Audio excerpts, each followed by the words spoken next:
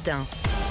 Place à l'édito politique sur Europe 1 avec Le Figaro. Bonjour Vincent Trémollet de Villers. Bonjour Dimitri, bonjour Anissa, bonjour Vincent, bonjour à tous. Vincent, hier la marche contre l'antisémitisme a été un succès et la présence du Rassemblement national qui devait faire trembler la République finalement n'a rien fait trembler du tout.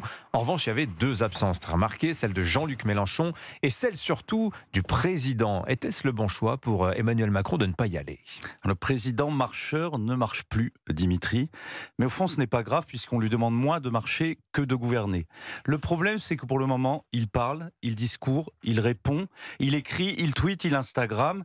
Et devant ce tourbillon de mots, on est pris de vertige parce que les interventions s'enchaînent sans cohérence quand elles ne sont pas complètement contradictoires. Comment s'y retrouver ? C'est le même Emmanuel Macron qui a sidéré les chancelleries du monde entier en proposant le 24 octobre une coalition anti-Hamas et qui, 15 jours plus tard, appelle sur la BBC au cessez-le-feu sous les applaudissements de la France insoumise. Pour sa proposition de coalition, personne n'a répondu. Un plan de paix du prince Albert de Monaco aurait eu plus d'écho.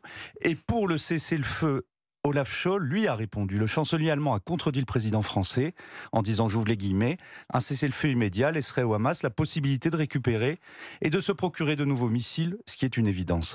En résumé, Emmanuel Macron veut une coalition anti-Hamas, mais une décision immédiate dont le Hamas pourrait tirer profit. Le shérif est en prison, c'est du Mel Brooks. Et ce n'est pas la seule contradiction.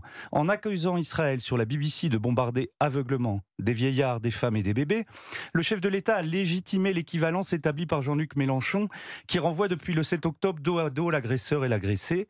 Équivalence que le même Emmanuel Macron dénonçait dans son allocution à la télévision après le 7 octobre. Un président de la République qui donne l'impression de jouer ainsi une mi-temps dans chaque camp, cela crée un sentiment d'insécurité profond, et cette inconstance finalement est beaucoup plus préoccupante que son absence lors de la marche. Mais sa présence aurait malgré tout symboliquement beaucoup compté, Vincent.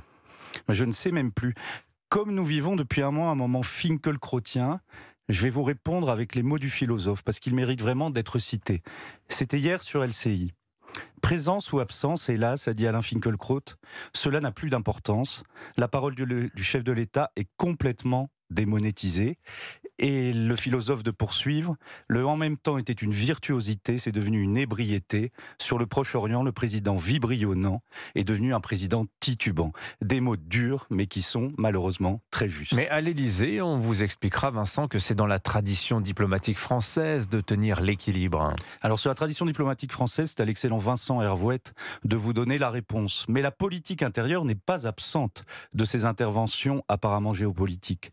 D'ailleurs, Emmanuel Macron répète depuis le 7 octobre que nous avons en France une forte communauté juive et une forte communauté musulmane et qu'il faut prendre garde à l'importation du conflit.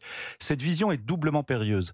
D'abord, elle laisse entendre qu'il y aurait un séparatisme chez les Français de confession juive, comme il existe un communautarisme islamiste qui ne recouvre pas, c'est une évidence, tous les Français musulmans. Cette équivalence est absolument fausse. Des Français juifs sont victimes des islamistes, pas l'inverse. Ensuite, le potentiel de révolte des banlieues n'a nullement besoin d'un autre conflit pour se déchaîner. On l'a vérifié au mois de juillet dernier. On peut donc habiller tous ces revirements présidentiels de gaullisme, de politique arabe de la France, de stratégie du en même temps. Mais la vérité, Dimitri, est beaucoup plus simple et beaucoup plus grave. Jusque dans sa politique étrangère, Emmanuel Macron est l'otage des fractures françaises.